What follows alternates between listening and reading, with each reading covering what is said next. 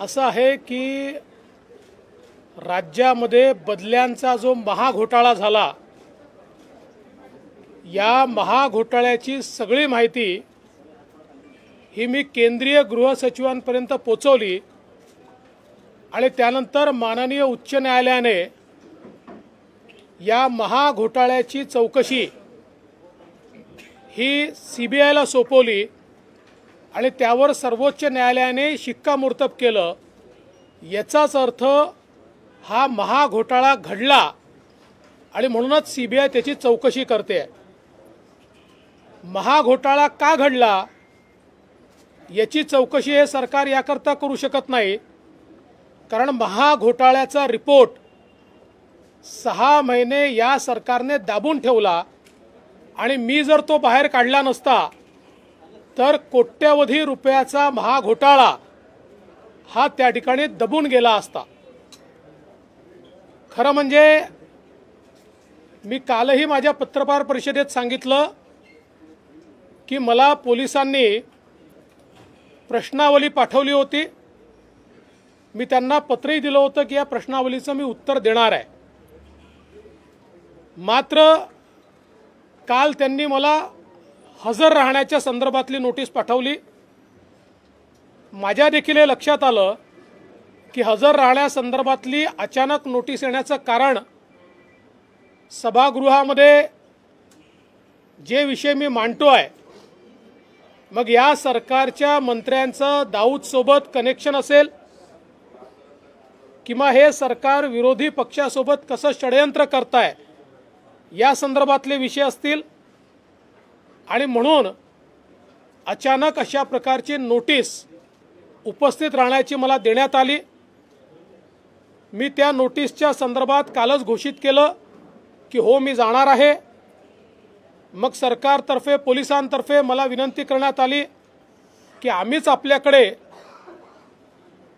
चौकशी करता आणि माहिती घेण्याकरता आमचा स्टाफ पाठवतो। त्यानुसार ते आज आले, पण वळसे पाटील साहेब जे म्हणाले त्याच्यामध्ये सगळ्यात महत्त्वाचा फरक काय आहे, मला जो क्वेश्चनर पाठवला होता आणि आज जे प्रश्न विचारण्यात आलेले आहेत यामध्ये एक गुणात्मक अंतर आहे आणि ते अंतर हे आहे की आजच्या सगळ्या प्रश्नांचा रोख जणू काही ऑफिशियल सिक्रेसी ॲक्टचं उल्लंघन मी केलंय अशा प्रकारचा रोख होता। म्हणजे हे सगळं घोटाळा बाहेर काढून ऑफिशियल सिक्रेसी ॲक्टचं तुम्ही उल्लंघन केलं असं तुम्हाला वाटत नाही का? हे अशा प्रकारे करणं योग्य होतं का? अशा प्रकारचे प्रश्न म्हणजे 160 मध्ये साक्षीदाराचा ज्या प्रकारे जबाब घेतात तसे प्रश्न नव्हते। तर जणू काही मला आरोपी सहआरोपी बनवता येईल का अशा प्रकारचे प्रश्न आज विचारण्यात आले। परंतु मी त्यांना स्पष्टपणे त्यांनी दिलेल्या सगळ्या प्रश्नांची उत्तरं दिली आणि अगदी स्पष्ट सांगितलं की ऑफिशियल सिक्रेसी ॲक्ट हा लागू होतो की नाही याच्यावर तर मी बोलणार नाही, पण माझ्यावर लागू व्हायचा असेल तर व्हिसल ब्लोअर्स प्रोटेक्शन ॲक्ट लागू झाला पाहिजे। याचं कारण हा घोटाळा मी बाहेर काढलाय, मी व्हिसल ब्लोअर आहे आणि तो न्यायालयाने मान्य केलेला घोटाळा आणि त्याच्यात आता अनेक लोक बाहेर पडतायत, कोट्यवधीचे व्यवहार हाती लागतायत। दुसरं महत्त्वाचं यातलं असं आहे की मी जे त्यांना अतिशय स्पष्टपणे सांगितलं, मी जबाबदार नेत्यासारखा वागलो। त्या संदर्भातलं अग्रेषित केलेलं पत्र मी दाखवलं, पण त्याच वेळी मी पत्रकार परिषदेमध्ये सांगितलं की ट्रान्स्क्रिप्ट किंवा पेन ड्राईव्ह हा मी कोणालाही देणार नाही। याचं कारण हे मटेरियल सेन्सिटिव्ह आहे आणि म्हणून याची कॉम्पिटंट अथॉरिटी कोण आहे? राज्य सरकारला तर मी देऊ शकत नाही। राज्य सरकारने जो घोटाळा दाबला त्याचे कागद मी राज्य सरकारला देऊन त्यांनी काय दिवे लावले असते? त्यामुळे त्या सगळ्या कागदपत्रांमध्ये IPS ऑफिसर्सची नावं असल्यामुळे IPS ऑफिसर्सची कॉम्पिटंट अथॉरिटी केंद्रीय गृहसचिव असल्यामुळे हे सगळे कागद मी केंद्रीय गृहसचिवांना दिले। त्यामुळे कुठेही ते पब्लिक डोमेनमध्ये मी आणले नाहीत। जे कव्हरिंग लेटर होतं त्याच्या व्यतिरिक्त सेन्सिटिव्ह मटेरियल मी पब्लिक डोमेनमध्ये आणलं नाही। पण त्याच वेळी सिक्रेसीचा भंग झाला असेल तर तो कोणी केला? संध्याकाळी ही सगळी कागदपत्र ट्रान्स्क्रिप्टची जी मी केंद्रीय गृहसचिवांना दिली होती ती मंत्री नवाब मलिक यांनी पत्रकारांना दिली। त्यामुळे चौकशी झाली पाहिजे तर ती त्यांची झाली पाहिजे, कारण पत्रकारांना हे जर पोलीस मानतात की हे सिक्रेट डॉक्युमेंट होते तर मग ते मंत्री नवाब मलिकांना प्रेसला देण्याचा अधिकार होता का? ते त्यांनी दिले आहेत प्रेसला, आपल्यापैकी सगळ्यांनाच त्यांनी दिले आहेत, आपल्याजवळ देखील त्याची माहिती आहे। त्यामुळे कितीही मला गोवण्याचा प्रयत्न केला तरी सरकार मला गोवू शकत नाही। हे काळे कारनामे मी बाहेर काढतच राहणार आहे। या संदर्भात जेवढी माहिती मिळेल ती माहिती मी पोचवतच राहणार आहे। आणि मला या गोष्टीचा आनंद आहे की मी एका अतिशय जबाबदार नागरिकासारखं सगळं संवेदनशील मटेरियल हे प्रसिद्धीच्या मागे न लागता, ते पब्लिक डोमेनमध्ये न आणता ते मी कॉम्पिटंट अथॉरिटीला दिलाय। आणि म्हणून मला असं वाटतं हा जो काही चौकशी वगैरे करण्याचा किंवा स्टेटमेंट नोंदवण्याचा जो काही उपक्रम या ठिकाणी झालाय, सरकारला यातनं काही हाती लागणार नाही। या माध्यमातनं त्यांचे मनसुबे जे आहेत ते मनसुबे पुरे होऊ शकणार नाहीत। अधिवेशन काळामध्ये तुमची आज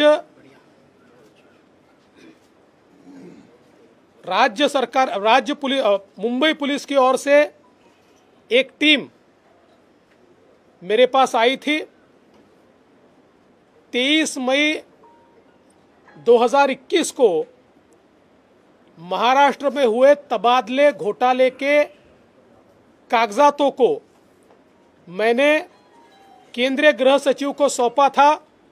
एक प्रेस कॉन्फ्रेंस की थी, उसमें कवरिंग लेटर दिखाते हुए बताया था ये सारा सेंसिटिव मटेरियल मेरे पास है।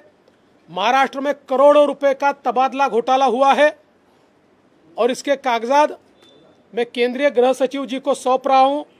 उसी दिन मैंने उनको सौंपा था।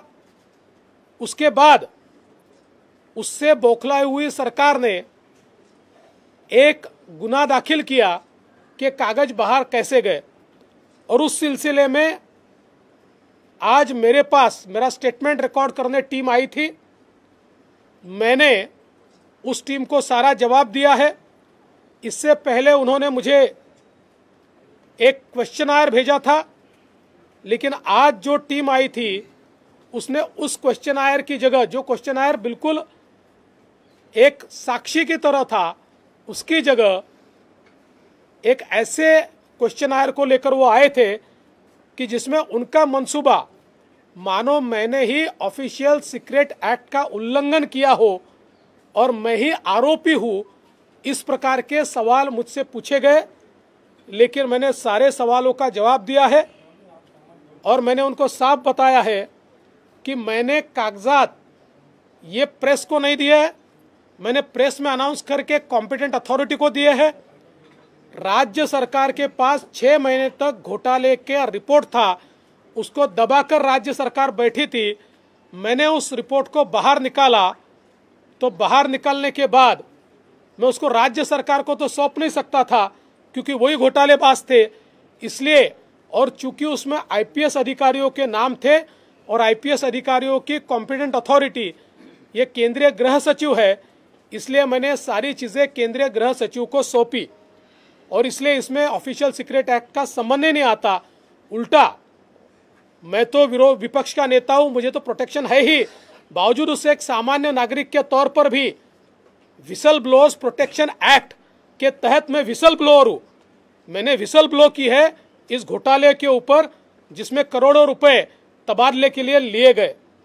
और मैंने उनको ये भी कहा कि अगर सरकार को या पुलिस को ऐसा लगता है कि कोई सीक्रेट डॉक्यूमेंट बाहर गए हैं तो उन्होंने कार्रवाई मंत्री नवाब मलिक पर करनी चाहिए, क्योंकि ट्रांसक्रिप्ट्स जो मैंने केंद्रीय गृह सचिव को सौंपी थी उनको, पत्रकारों को उसी दिन देने वाले मंत्री नवाब मलिक थे और उनके साथ एक और 2 मंत्री थे। इसलिए मैंने बहुत स्पष्ट शब्दों में सारी चीज़ों का जवाब दिया है। मुझे ये लगता है कि जिस प्रकार की बातें मैं लगातार सदन में उठा रहा हूं, जिस प्रकार से सरकार के मंत्री की दाऊद के गुर्गों के साथ हिस्सेदारी मैंने दिखाई, जिस प्रकार से सरकार के विपक्ष को केसेस में फंसाने के षड्यंत्र को मैंने ध्वस्त किया, इससे बौखलाई हुई सरकार ये मानती है कि इस प्रकार का नोटिस देकर मुझे दबाव में वो ला सकेगी। मैं तो जनता का काम कर रहा हूँ, मैं तो भ्रष्टाचार को बाहर निकाल रहा हूँ, मैं किसी भी दबाव में आने वाला नहीं हूँ। मैं ये काम करता ही रहूंगा, ये काम जारी रहेगा। प्रश्नावली बदलण्यात आली असे तुम्हाला वाटतं का? कारण का जेव्हा तुम्ही प्रश्न विधान परिषदेमध्ये विधानसभेमध्ये जे काही तुम्ही मांडलं त्यानंतर प्रश्नावली बदलली काही? माझ्याकडे त्यांनी पाठवलेली प्रश्नावली आहे आणि आज जी प्रश्नावली आली ती ऑफिशियली मला देण्यात आलेली आहे। या दोन्हीमध्ये भरपूर अंतर आहे आणि आता या प्रश्नावलीचा जो रुख आहे तो जणू काही मीच ऑफिशियल सिक्रेट ॲक्टचं उल्लंघन केलं आणि म्हणून मीच त्याचा आरोपी आहे, अशा प्रकारची प्रश्नावली आज होती। राज्य गुप्त वार्ता विभागाचा जो अहवाल तुमच्याकडे आला, जो पेन ड्राईव्ह तुमच्याकडे आला, तो पेन ड्राईव्ह कुठून आला हे सांगितलं पाहिजे। त्याचं प्रिव्हिलेज विरोधी पक्षनेते म्हणून तुम्हाला नाही, ते फक्त राष्ट्रपती नाही असं गृहमंत्री दिलीप वळसे पाटील म्हणाले। ते गृहमंत्र्यांनी काही सांगितलं तरी माझे प्रिव्हिलेज काय ते मला माहिती आहे। तथापि मी कालच घोषित केलं होतं की मी प्रिव्हिलेज वापरणार नाही, त्यामुळे मी प्रिव्हिलेज न वापरता योग्य उत्तरं दिलेली आहेत। या संपूर्ण प्रकरणाची तुम्ही सांगता की केंद्रीय यंत्रणांकडे तुम्ही कागदपत्र सादर केली, आता प्रश्न परत उपस्थित राहतो की कारवाई मग कोण करणार? तुम्ही केंद्रीय यंत्रणांना हायकोर्टानेच कारवाई करायला सांगितलंय, त्याप्रमाणे सीबीआय कारवाई करताय। अनेक लोकांची चौकशी चाललेली आहे, अनेक पोलीस अधिकारी रोज तिथे जात आहेत, त्यांचं बयान होत आहे, काही लोक माफीचे साक्षीदार देखील झालेले आहेत, त्याच्यामुळे त्यांनीही कुठे व्यवहार झाला हे देखील सांगितलेलं आहे। ही सगळी चौकशी सीबीआय चाललेली आहे।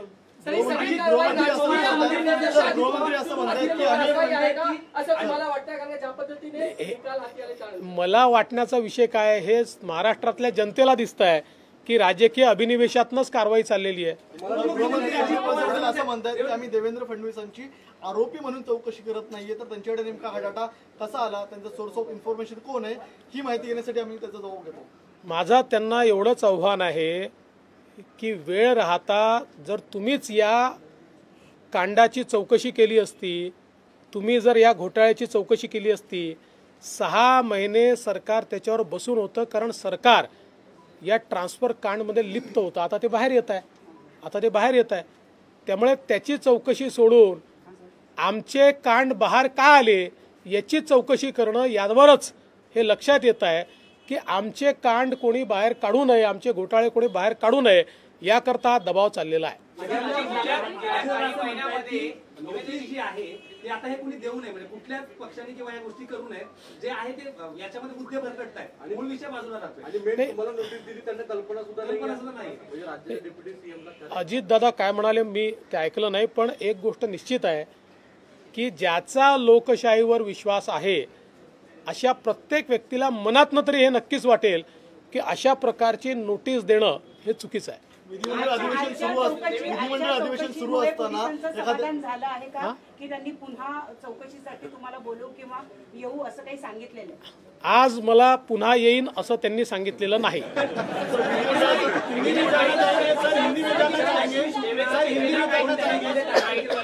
एकीकडे रश्मी शुक्लांना फोन टायमिंग मध्ये टार्गेट केलं जाते, दुसऱ्या बाजूला त्याच संदर्भात तुम्हाला नोटीस असेल किंवा काय अधिकाऱ्यांवर देखील बर्डन तपास पुढे टाकलं जाते। मुळातच अधिकाऱ्यांनी आमचे घोटाळे बाहेर काढू नये याकरता वेगवेगळ्या केसेस दाखल केल्या जात आहेत, अधिकाऱ्यांवर दबाव बनवला जातो आहे। पण मला असं वाटतं त्यांनी किती दबाव बनवला तरी शेवटी अधिकाऱ्यांनाही माहिती आहे की एक दिवस जेव्हा हे उघडकीस येतं त्यावेळी कोणी कोणी या गोष्टी दाबून ठेवल्या होत्या त्या बाहेर येतात आणि मग तपास यंत्रणांसमोर अधिकाऱ्यांनाही जावं लागतं। त्यामुळे अधिकारी या संदर्भात योग्य आणि कायदेशीर कारवाई करतील अशी माझी अपेक्षा आहे. संजय राऊत आरोप लगा रहे हैं या सगळे राईड होते त्यामुळे दबावतंत्र निर्माण करण्याचा संदेश आहे, कारण का सभागृहामध्ये उद्या गृहमंत्र्यांना उत्तर द्यायचं. असं आहे, उद्या गृहमंत्री काय उत्तर देतील हे मला माहिती नाही. त्यांना जे उत्तर द्यायचं असेल ते त्यांनी द्यावं. आम्ही आमच्या मागणीवर कायम राहणार आहे. काल जेव्हा वकील प्रवीण चव्हाण बोलले त्याच वेळी उद्याचं उत्तर काय असणार आहे याची मला पूर्ण कल्पना आलेली आहे आणि मी ते एक्सपेक्टही केलेलं. म्हणूनच मी कालही माझ्या पत्रकार परिषदेत सांगितलं की मी सगळी तयारी करून ठेवली आहे. वेगवेगळ्या प्रकारचे सगळे पुरावे मी जमा केलेले आहेत. आम्ही हायकोर्टामध्ये जाऊ. संपूर्ण प्रकरण पुन्हा सीबीआयकडे गेलं पाहिजे याकरता हायकोर्टाला विनंती करू आणि हे सगळे पुरावे सीबीआयला सुपूर्द करू. हिंदी में जानना चाहेंगे सर, हिंदी में जानना चाहेंगे राज्य सरकार नाही. सर हिंदी में जानना चाहेंगे, संजय राउत का ये ट्वीट करके उन्होंने थोड़ी देर पहले ही कहा है कि राज्य सरकार जब इस मामले की जांच कर रही है, कानून के लिए सब कोई बराबर है, तो जो पूछताछ करने के लिए कुछ नेताओं से संपर्क किया जा रहा है तो डर क्यों रहे हैं सच बताने के लिए? मैं उनको ही पूछना चाहता हूं. मैंने तो खुले मन से बोला कि मैं जाने को तैयार हूं. संजय राउत रोज डर डर कर प्रेस कॉन्फ्रेंस लेते, रोज केंद्रीय एजेंसी पर आरोप करते. तो मुझे ऐसा लगता, मैंने तो कहा कि मैं आने को तैयार हूं. बुलाओ, जहां बुलाना चाहते हो. उनमें है हिम्मत ये बोलने की? नहीं है. वो तो प्रेस कहते मुझे क्यों बुलाया, मुझे क्यों बुलाया, मुझे क्यों बुलाया, ऐसा रोज बोलते हैं. विरोधी पक्षनेत्यांनी जो पेनड्राईव्ह बॉम्ब टाकले, विरोधी पक्षनेत्यांनी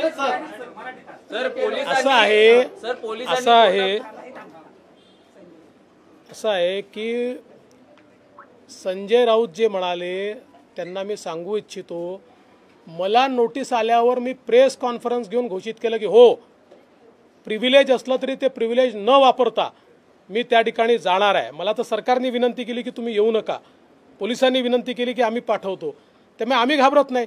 पण माझा सवाल आहे, संजय राऊतांना जर अशा प्रकारची परिस्थिती आली ते का घाबरतात? ते का एजन्सीजवर आरोप करतात? ते का रोज प्रेस कॉन्फरन्स घेऊन सांगतात मला का बोलवता, मला का बोलवता, मला का बोलवता, असं ते का म्हणतात? याचं उत्तर त्यांनी दिलं पाहिजे. तर आदित्य ठाकरे असं म्हणतात की भाजप नेते फक्त बोलतात, आम्ही कुठल्याही पद्धतीची सूडबुद्धीनं कारवाई करत नाही, आम्ही न्याय व्यवस्थेवर विश्वास ठेवू नये. हे कोणी लिहून दिलं असेल त्यांना मला माहिती नाही. थोडी सुधारणा केली तर अधिक चांगलं. विरोधी पक्षनेत्यांनी जो पेनड्राईव्ह बॉम्ब टाकलेला आहे त्यामुळे महाविकास आघाडी सरकार घाबरले का? आता हे तर त्यांना माहिती आहे, पण तुम्ही पत्रकार आहात, तिथे काय आहे, कोणामध्ये घबराट आहे का, कोणामध्ये काय आहे हे तुम्हाला समजतं. त्यामुळे हा प्रश्न मला विचारायचे, मीच तुम्हाला विचारतो, सांगा आहे का. चला, थँक्यू. सर हिंदी में एक आखिरी सवाल है.